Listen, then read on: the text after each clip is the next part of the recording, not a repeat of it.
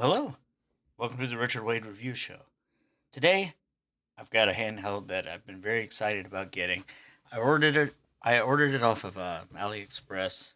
It's called the R36S. Apparently, the brand name is Game Master, but I don't think these are actually branded. Not sure. And as you can see from that sticker on the side, it's got 64 gigabytes of storage space on it. A lot of space. And on the back, it's just got a picture of it. And here are some specs, which are rare. They usually don't put this on the box. It's running Linux Ark OS, and it's got an RK3326 Rock chipset with a Mali G31 MP2, and it has 1 gigabyte of RAM.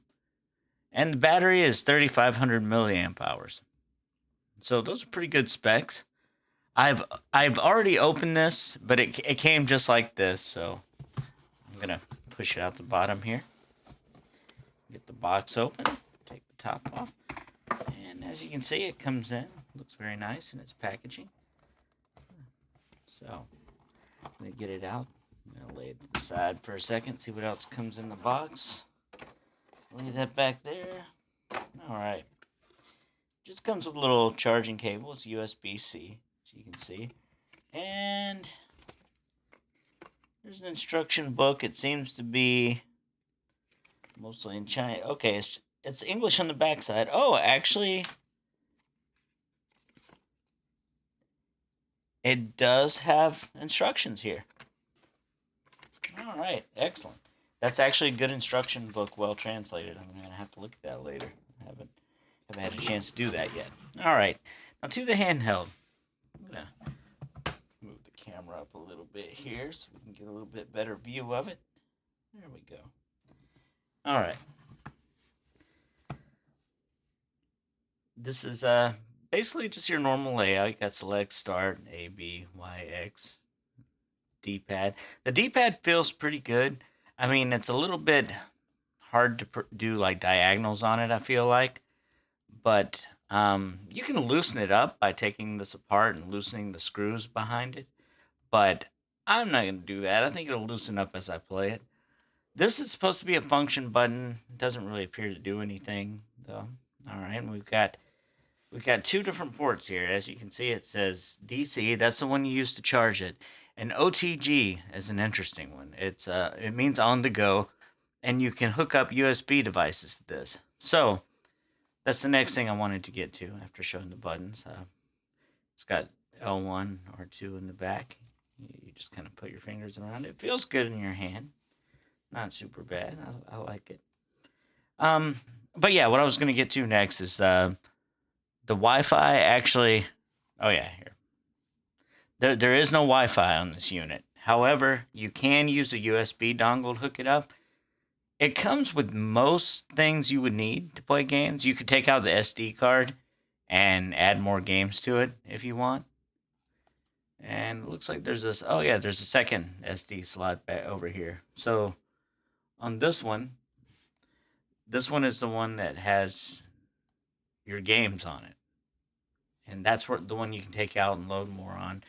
The one here is your operating system. So you can just leave that one in. All right, I'm going to go ahead and get this turned on. Oh, also, power and reset are there. I have to hold it for a second.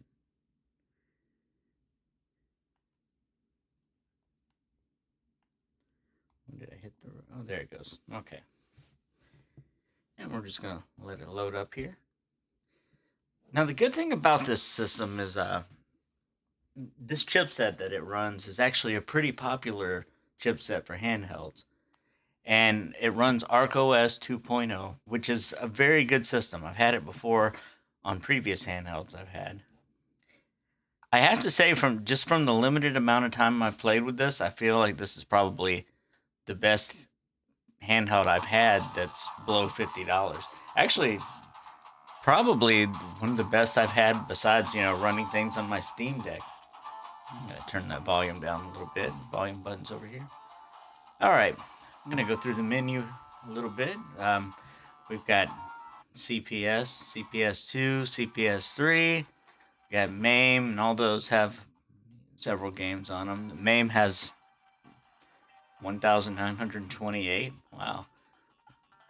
PC Engine. We got the Famicom Disk System. We got Super Famicom, which is Super Nintendo, and they also have the American versions on here. So that's going to be the games that we'll probably play the most here in the U.S. It's got Nintendo 64. It's got Game Boy, Game Boy Color, Game Boy Advance. It runs Nintendo DS games. It's only got 15 of them on there, but it runs them. Sega Mega Drive, Dreamcast. I ran through and checked all the systems to see how they work. Dreamcast, it did have a little bit of stutter in it. It was kind of weird, but I'm sure I could go into RetroArch and adjust those settings. And it's got Game Gear, Neo Geo, PlayStation. PlayStation runs perfectly on here. I haven't ran a bunch of games, but the ones I did test worked very well. And PSP, I don't know that I tried PSP. So you know what? Let's start right there. I'm gonna open it up, see what we got on here.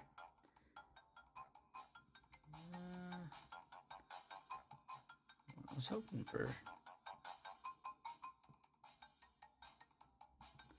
I guess we'll just open Darius Burst and see how that looks. Remember, that's a fun game.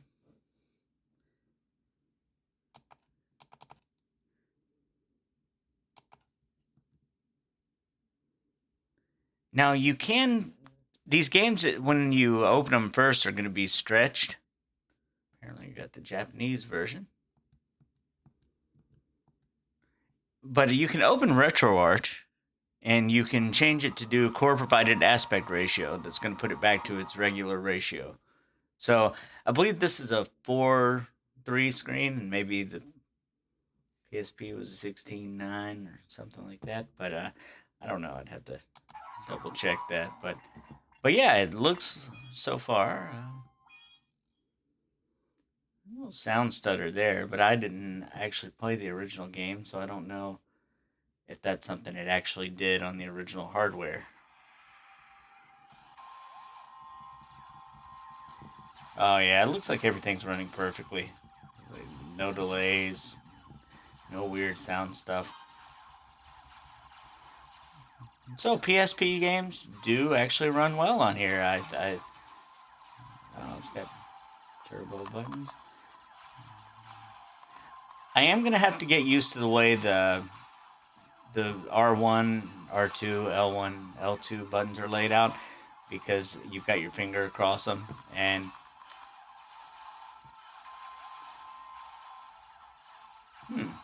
well, to exit games, you just press start and select at the same time, and it'll exit. Sometimes on some of the systems, it'll say to press it twice. PlayStation, I did load up Castlevania Symphony of the Night. It ran perfectly. I'm gonna open it up real quick here and run it, because I know when I go to look at different handheld reviews, that's what I really want to know, is what it actually does well. And so that's what we're going over here. I'm saying a lot of good things about the system, and it's really great. I haven't found anything bad. I do have to say, though, there's a couple of cons there. For one, there's no Wi-Fi, so you're going to have to get a USB dongle to do that. And I have one around here somewhere, but I haven't found it yet. The only thing you'd really need it for is for scraping artwork and possibly like updating the RetroArch cores. And you could always take the SD card out and do that manually, but I'll just type in some letters. I'm not gonna spend time typing my name. All right, and we're just gonna try to skip through everything as fast as we can, because I don't plan on beating Castlevania. I'm just telling you about the console. I got some fingerprints on the screen. Those show up really bright in the video, so I'm gonna have to Make sure I wipe it off better before I do future videos. But yeah, as you can see, everything's working perfect. No lags. Everything seems to be working all right. I didn't get the weapon back there, but I don't care. Again.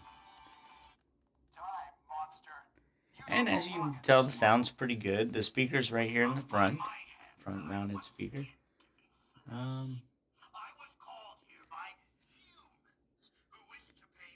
Oh, and another good thing about the system, I think it's a good thing anyway. It uses a battery that's kind of like an old cell battery, and if you look really close in the back there, you can see it has a plug, and the wire goes underneath. You can take this battery out and replace it. I know the Miu Mini battery will fit in here. Any battery that will fit in here, you can either attach this wire to its wires or get one with this type of plug already on it. So, this thing should have at least 6 hours of battery life with this kind of.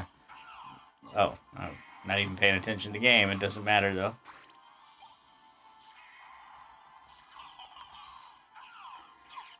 But yeah, I'm gonna exit this. See, it'll say press again. You just press it again to quit. If you're ever in a game and you want to go into RetroArch,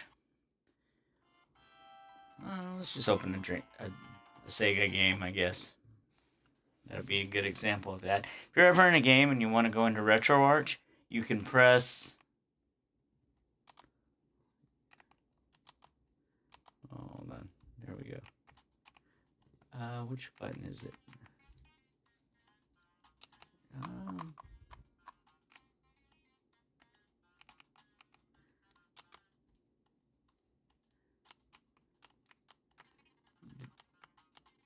Oh, okay. So select is the hotkey. That resets. Okay, you'd hold select and press X, and then you can get to the RetroArch menu, and from there, you can do things like what I was talking about earlier about the aspect ratios. If you want to make sure that they're all correct, go to video, and you're going to go to scaling and change it to core provided. It comes listed as 4:3, I believe. But you'll definitely want to do core provided so it makes it fit the best it can on the screen without stretching anything. If you like the stretch look, you could change it to whatever you want, but I don't. So I don't do that. All right. Nintendo DS. This one is definitely interesting. I've only loaded up New Super Mario Brothers, and that's the only one I've really played. However, it did play well. Basically, it's set up with the B and A here, and I'm not sure which one is the L and R. I think it's this. Yeah, L and R. But your L2 and R2 are set up to do different things. Like, for example, the DS has two screens. So if I press, let's see, I'll just start a new file. It doesn't matter. Okay, if I press L2, it changes. So there's two different screens here. And I can hit L2 to change back and forth. I can hit R2 to change the layout of them. So basically, I can put them side by side or view one screen, and that lets me switch back and forth between screens. I'll show you better when we get to the menu here. Okay, see, now we got both screens, and I can hit it to change that. You can use the stylus, which is the analog stick. You can see the little pencil moving around. Maybe if I go to this screen, it's better because the L2 does that. So I can use it to click on things if I want. I'm not sure how well you can see that. It's kind of small. Let me see. But yeah, it's moving around, and you just. But I really don't play any games that use the stylus on there. There's occasionally something you'll have to touch to save. So, this is an interesting emulator. It uses drastic emulator, so you have to press the left stick down to open up the menu. And as you can see, it's a very, very tiny menu. I don't even know if I can focus that close, but you can exit from there. You can change different settings. The default settings seem to work pretty well, so I don't think I would want to do that. All right, moving on. DS is okay. Game Boy Advance. This is going to be a beautiful system for Game Boy Advance. I can tell you that already. Um, I don't know. Maybe as you can see, there's a lot of games, and if you hold the trigger buttons, I think if you hold down too, yeah, it'll scroll faster. But if you hold the trigger buttons, it scrolls super fast. Okay, where were we at? There. I'm gonna go to, I don't know, I guess Super Mario Advance 3, because we can get that started up real fast. Just showing you how it looks. This screen is great, and I haven't really noticed any screen tearing or anything like that because, as I mentioned before, the arcade, what's it, 3266, I believe. I got the box over here. Okay, yeah, the arcade 3326 chipset is very well documented, and there's a lot of good software made for it, so you're not going to have a lot of the problems that you might have with other handhelds, or any of the problems that I've had with any of the other handhelds. And by the way, but you can take any of these games off here you want, or even not show some of the systems if you want to do that. I mean, just playing a little over here to show you there's no lag, everything's working good. All right, I'm gonna stomp some Goombas.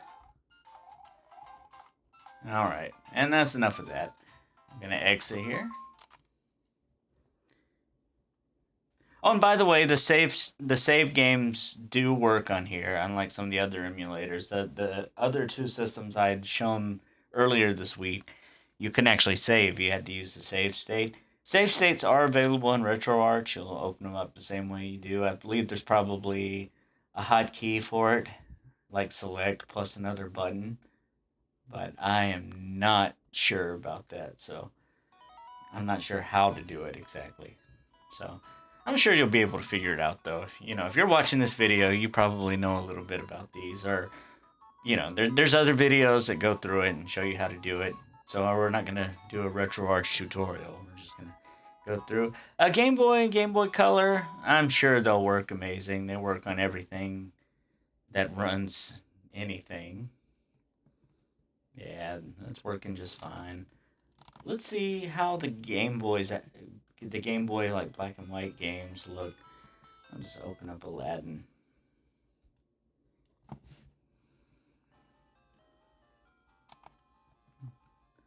Very nice, very nice. And I do believe you can also go into RetroArch and change some of the things on the core.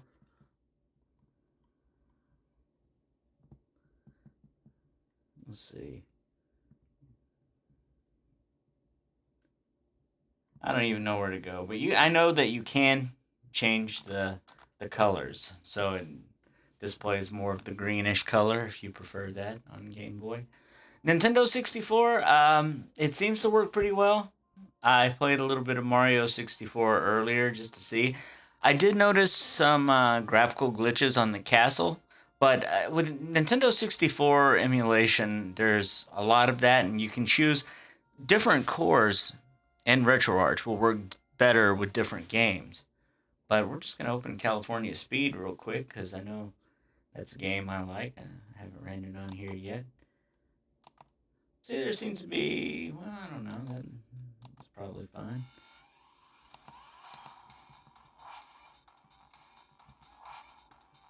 I'll just start a race here real quick. And there's a little bit of stutter there. N64, I believe, will run well on this. It's just you're going to have to figure out which cores to use, how to set everything. And that's just not something I'm very good at, so I'm not going to be the person to do a tutorial for that. I'm sure there's plenty out there, but I do know that the hardware, the RK3326 is very capable of running this stuff. And even as it is now, this is a heavy 3D game, and we're still only getting like slight issues. And to be honest, this didn't look that great on the original system. I just remember playing it and I thought it was fun.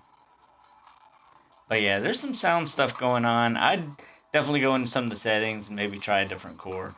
Another way you can do things is like you can hit the start button in the menu and you can go to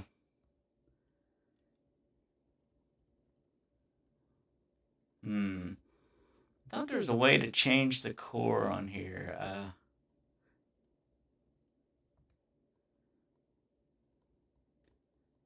Oh yeah, emulator settings.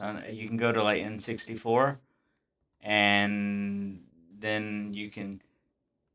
Well, it looks like. Oh yeah, there. You can go and choose a different N64 core, and some of these will work amazing. And it's set on auto by default, but like Glide 64, I think would probably work great. So I'm gonna do that and open up the game again.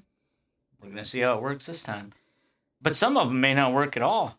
Oh yeah, definitely. There's no line under the midway like there was. So, oh yeah, that's much better. That's running flawless now. So there you go. It's that easy. You can do it from the main menu. You don't even have to go through the RetroArch stuff. And run it just to make sure.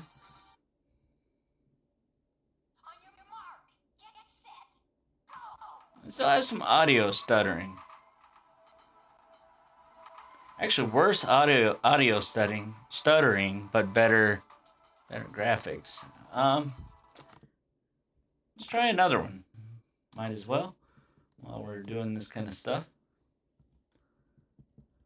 All right, Nintendo 64 emulator. Maybe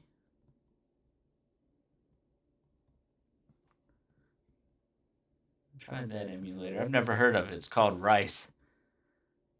It must be a new one. I've heard of Glide 64 before. Oh, now that one is definitely graphically worse. Oh yeah, I don't even want to play this like that.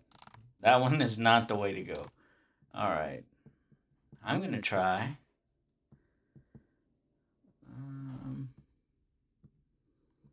The 32-bit RetroArch instead of the 64.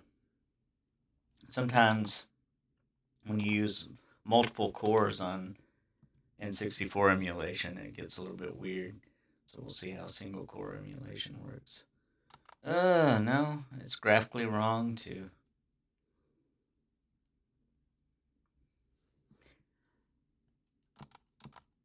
I don't know. I think that maybe I'm sure there are a lot of things you can do inside of RetroArch. I'm gonna go with the Glide 64 and go back. Try opening it again. Probably even put on like let's see.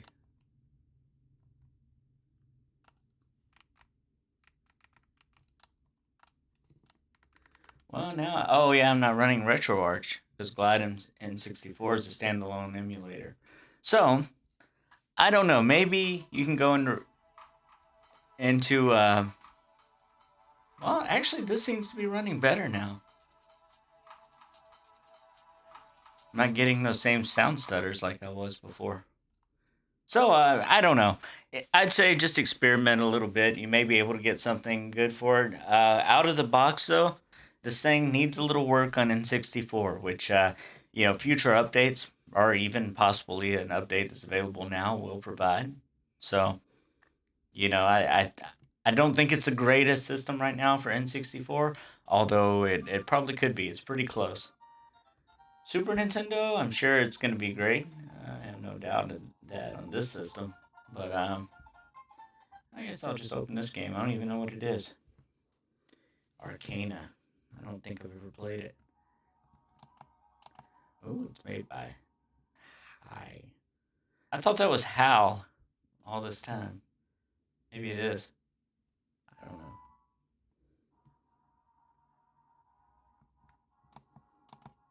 Oh yeah, it's running just fine. I can tell already, even before I get any real graphics on the screen.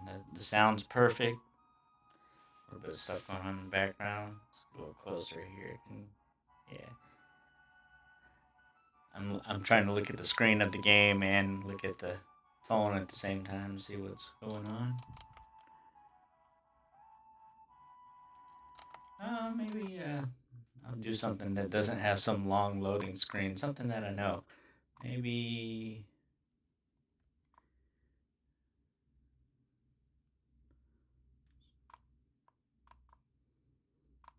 we all know Super Mario, so we're just gonna do that. I'm sure. I'm sure that's the main thing people want to see is can it run Super Mario? Run it well.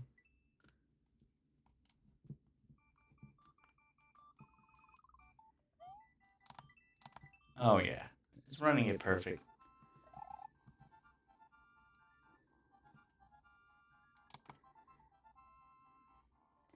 You know the thing about the removable battery is that this machine will never become a paperweight. Like I've had a really nice one that used the same chip that I liked, but the battery was fine when it was new. It had like 2 hours of battery life. This one has a lot more, like six apparently, but eventually it would not last more than 30 minutes. And so I had a hard time using it for anything. All right, let's go over here and check this level. Oh yeah, I do remember which keys were used in this.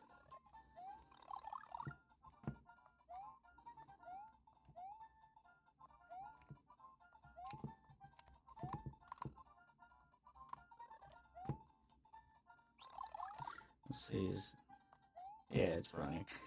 I had to make sure the B was working because it just seemed like I was walking, but it's just because I was on a bunch of hills and stuff. All right, I guess that's enough Super Nintendo. It's working. All the sound is working good. The only thing I don't know about is like whether Mode 7 works well. I'm sure it will, but I'd have to check something that uses that. Actually, I think Mario Kart uses that. Super Mario Kart. Yeah, there we go. That'll be a good way to look and make sure it runs it.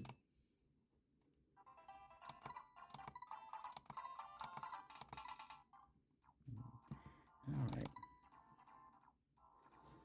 I would never play with Mario. This is just a demo, though. I actually don't like this Mario Kart. Never did. I like Mario Kart 64, and the one on the Switch was fine. We had that for a while.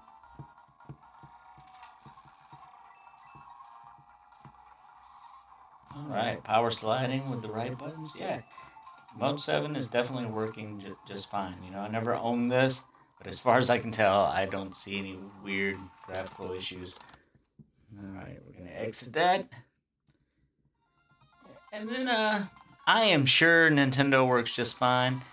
MAME emulators. Ooh, it's got Mortal Kombat. Let's see what that looks like.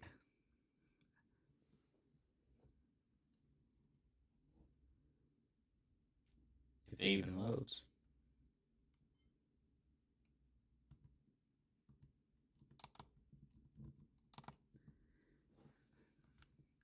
Got the copyright warning there. Because all of this is very illegal, of course. I mean, it's not like anybody's going to come busting down your door, but it's just, it's all ROMs from companies that they don't have the rights to.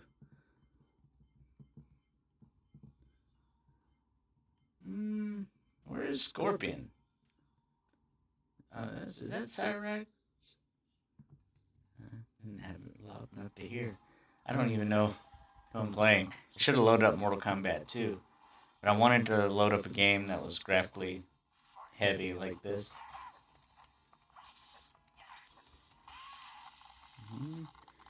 Okay, well, I don't know his moves.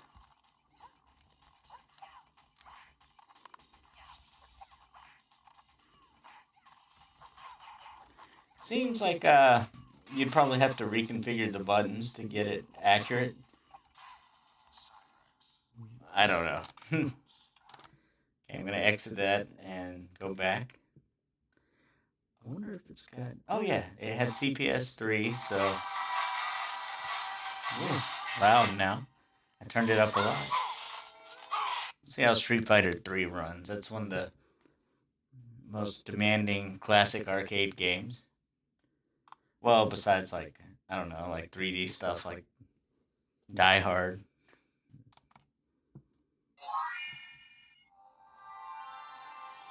But the CPS 3 system was one of the last ones emulated successfully.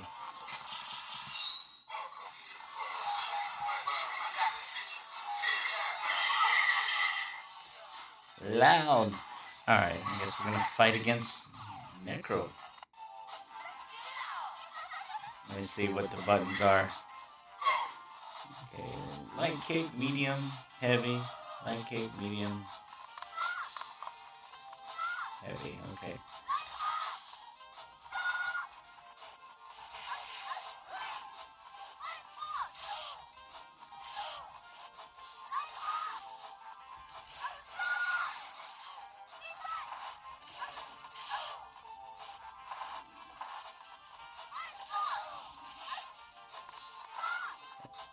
I definitely could not play fighting games with the shoulder buttons like that. So I don't think this is going to be my fighting game system, but it does run it perfectly. So I have no doubt that all the arcade games on here will be pretty good. Let's see. Oh, they got favorites. Why aren't there favorites? I didn't put any favorites. I guess they just put whoever made the system's favorites on here.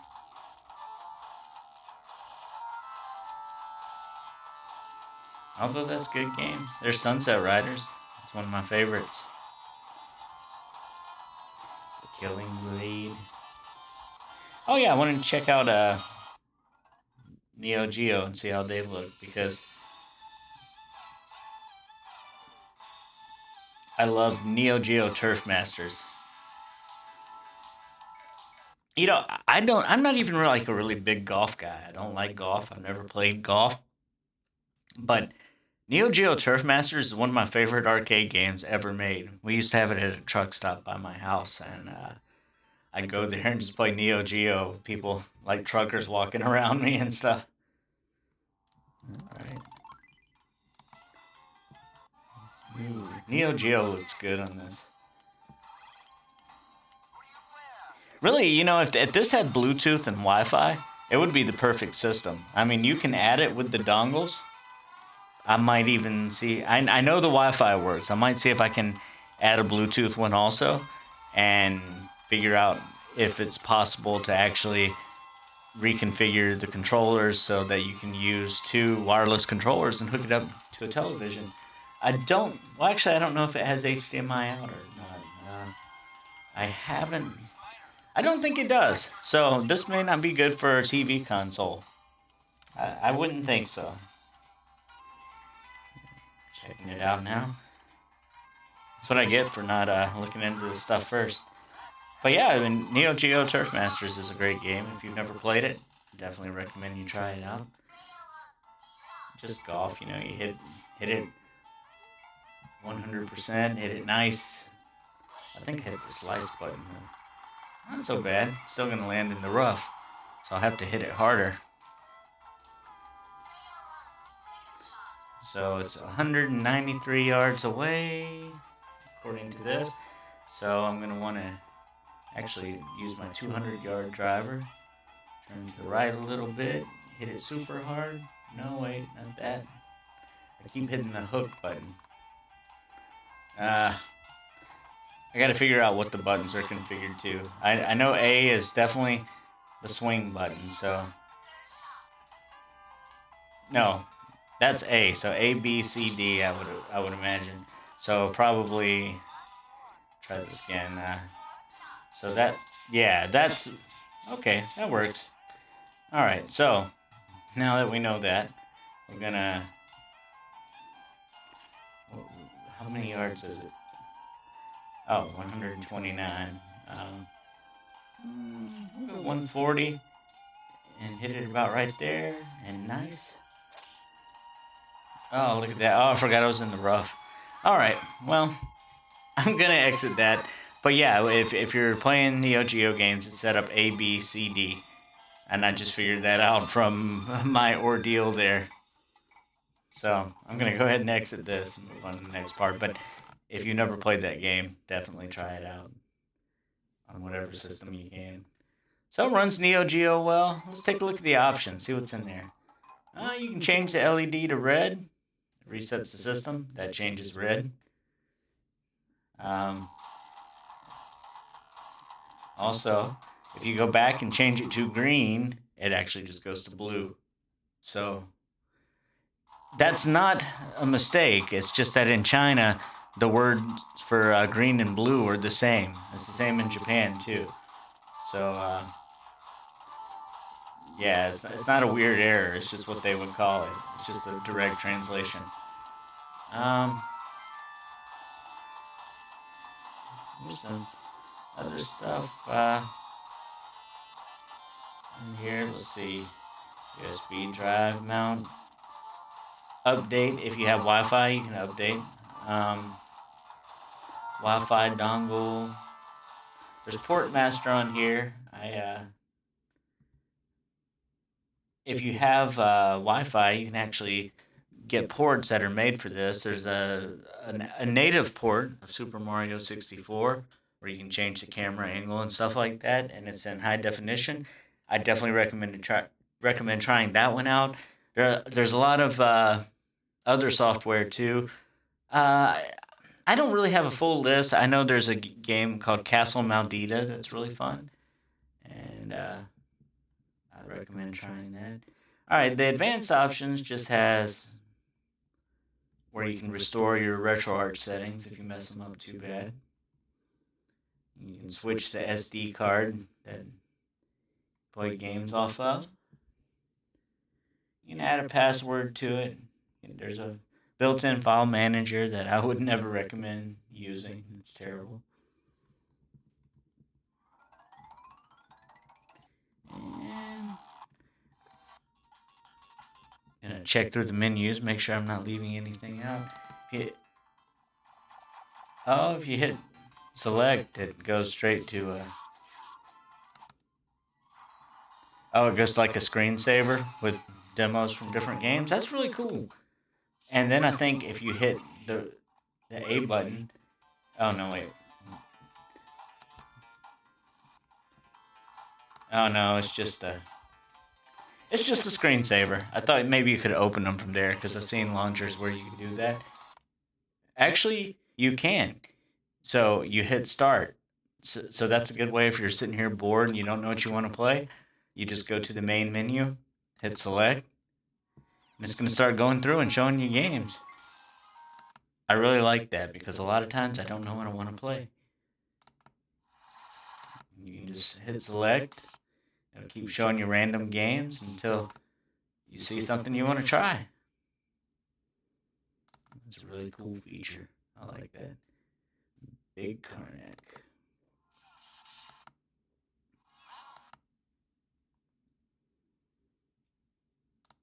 It seems like it probably has a video for every game on here.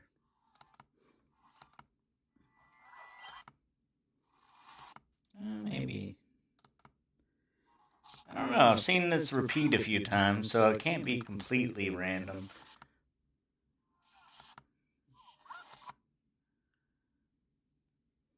I haven't seen that one before.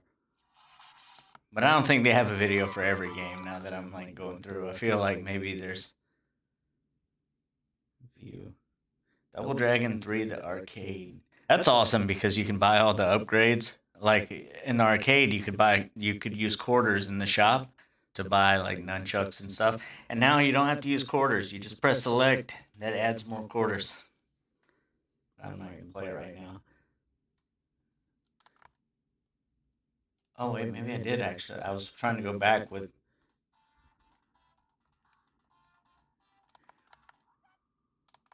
Double Dragon 2: The Revenge. I thought it was supposed to be Double Dragon 3. It's the arcade version of Double Dragon 2. That's a pretty fun game. Gotta figure out what button does what. Okay, there's the punch. Oh, yeah, that's right. On this game, you can only kick behind you, and you can punch forward. So basically, that just decides which direction you want to attack. And it's reverse, so you'd probably want to change the buttons if you were going to play this on here. Although, I can't think of any reason why you would when there's better Double Dragon games on the other system. Alright, well, I guess I'm going to end that review there. And I just want to say that this is a great system. It's the best system I've ever seen for under $50. I paid $46 for this on AliExpress, and it took about a week and a half to come in. So, I have no complaints there. I would definitely recommend this. There are a few downsides. No Wi-Fi, no Bluetooth, and it appears no TV out, probably. I have to research that some more. If I find that there is, I'll put it in the comments. But you can get your own Wi-Fi dongle. There's a lot of documentation online about which Wi-Fi dongles will work with the chipset, and they've updated it to have a lot more. So you'll be able to do that. You can add ports from Portmaster with that. You can add more games to the system and then automatically have it scrape them, especially if you have from Scraper DB. If you have a username and password, you can get it from there. Um, it's kind of slow doing it. If you can, it might be better to actually copy over games directly to the SD card. But there are a lot of games on here, several thousand. So I I don't know. You might find some games that you really want to play, and you'll have to copy those over. Like I saw a few DS games I want to copy over. I saw a couple of Nintendo 64 games that weren't there. I mean, it has all the big ones, but I'd like to try see if it can run Star Wars Rogue Squadron. That wasn't on there. Um, but yeah, besides that, I feel like it's a great handheld, and I definitely would recommend this to anyone. Uh, I'd recommend this over any of the other handhelds I've done so far, of course. But this is much nicer hardware, a little a lot more expensive. I mean, I paid 46 for this. The other consoles I had were $9.99 and $14, and I think $30, even though it was 18 from China. I just wanted to get it the next day so I could do my review on it. All right. Well, now I'm actually going to end the video. That was my end of the video summary. So I hope you enjoyed watching this. And if you have any questions about this, feel free to ask me, and I'd be more than willing to make another video about it. So just if you have a question and you want to know how something works, let me know.